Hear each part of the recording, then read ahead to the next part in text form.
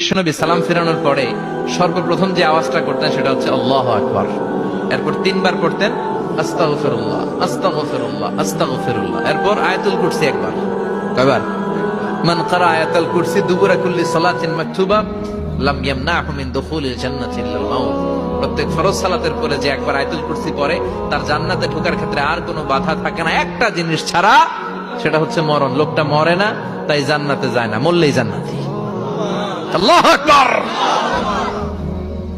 এরপরে 33 বার সুবহানাল্লাহ, 33 বার আলহামদুলিল্লাহ, 33 বার আল্লাহু আকবার। সব শেষে মিলাবেন লা ইলাহা ইল্লাল্লাহ ওয়াহদাহু লা শারীকা লা লাহুল মুলকু ওয়া লাহুল হামদু ওয়া হুয়া আলা কুল্লি শাইইন কাদির।